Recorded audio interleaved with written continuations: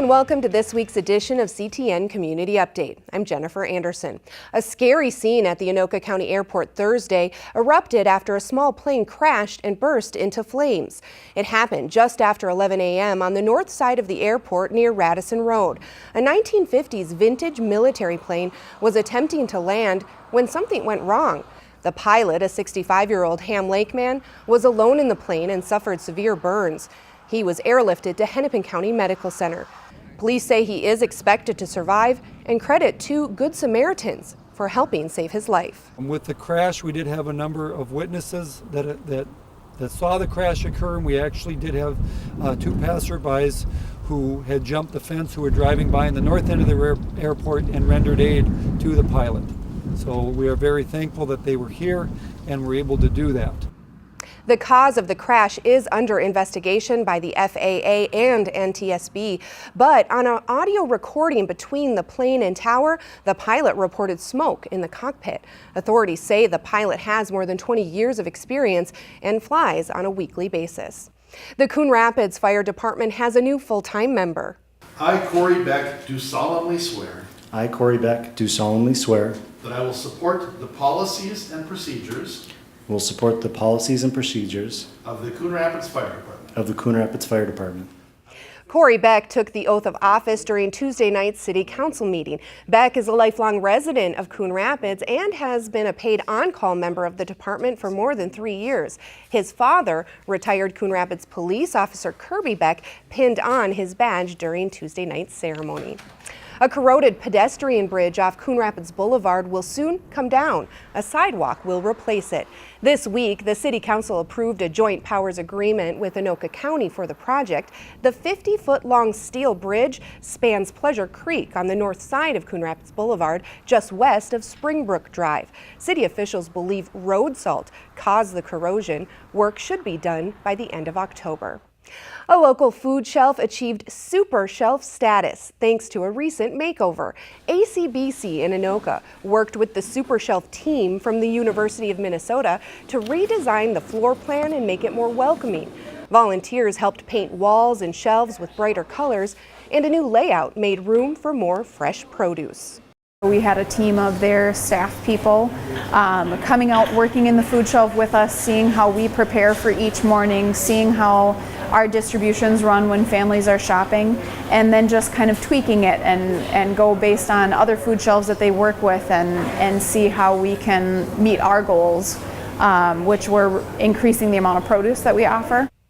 You're invited to check out the changes at an open house on Friday, September 21st from 4 to 6 p.m. For more information, go to their website. That's acbcfoodshelf.com. Well, for the first time, a hockey school out of Canada came to Minnesota. I stopped by the Golden Horseshoe Hockey Camp as it took over the Coon Rapids Ice Center this week and brought with it some serious star power. Inside the Coon Rapids Ice Center. That's it. Nice job. Aspiring hockey players. Good, that's it, call for it. Got a brush with the pros. When you receive it, cup it like that and follow through at your target. All right, let's try some backhands.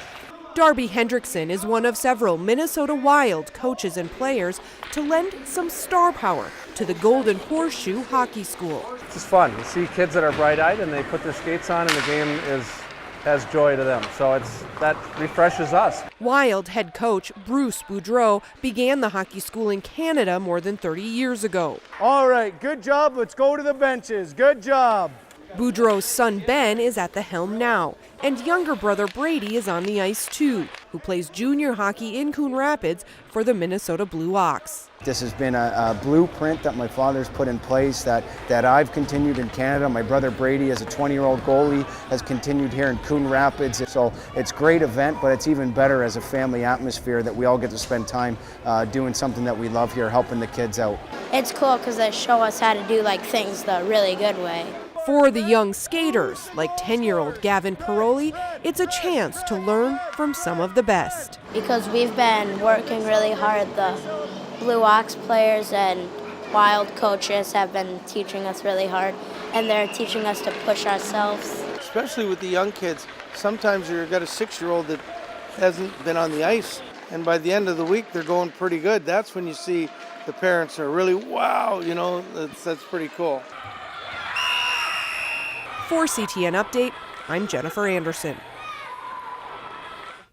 Nearly 70 kids hit the ice for the week-long camp. Organizers say it was a great success and hope to bring it back again next year.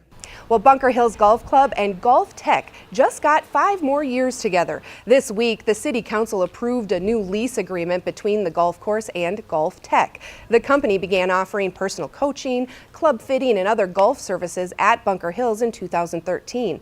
The partnership brings in additional revenue to the driving range and from lessons. The new lease will keep Golf Tech at Bunker Hills through September 2023. Game Fair in Ramsey just wrapped up its 37th year. The annual Hunting and Fishing Expo is a chance to see the latest equipment and meet expert sportsmen and sportswomen. CTN's Dan Carpenter takes us there. I make duck calls, goose calls, woody calls, snow calls, deer grunts. When your hunting and fishing skills call for a little help, you'll find the guidance you need at the Game Fair, an annual expo, now in its 37th year. For the past quarter century, Larry Ham has been making calls by hand. Crow calls, squirrel calls. And he does as much teaching as selling. Game Fair really is a celebration of the outdoors. Thousands of people and thousands of their best friends converge at the Armstrong Ranch Kennel in Ramsey for 2 3-day weekends in August. Chuck and Lorelei Delaney, who own this beautiful grounds, saw this Game Fair concept in England one year and looked at each other and said, this would be perfect for Minnesota. Although the first couple of years struggled to find success, today there's no shortage of visitors or events to entertain an audience of any age. Minnesota and Minnesotans have a long relationship with the outdoors. I mean, we have 10,000 lakes and a lot of them holding fish. We have some of the most deer hunters in America. A few of the events included archery, skeet shooting, and the duck and goose calling championships. And for those furry hunting companions, multiple competitions like Splash for Cat. This was our first year coming up here, but yeah, it's just gorgeous up here. The Biederman family drove close to 2 hours to spend a day here. We want our kids to be interested in the outdoors, so it's been a great experience to come up and see everything that's to offer here and to expose them to it. Building new foundations at the Game Fair. Dan Carpenter for CTN Update. The winner of the Adult Duck and Goose Calling Championship is Ben Marlowe. He'll compete at the World Championships at the end of November in Arkansas. It was quite a sight Thursday afternoon. Hundreds of motorcycles drove through town. The annual American Legion Legacy Run made its way through Coon Rapids on Highway 10. The riders started their 5-day road trip in Kansas on Sunday.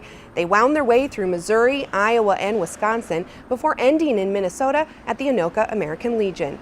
The annual ride raises scholarship money for children of veterans who've died or become disabled on active duty since the September 11th attacks. The ride coincides with American Legion's annual convention starting this weekend in downtown Minneapolis. Well, that's all we have time for. Thanks so much for watching, and we'll see you next time.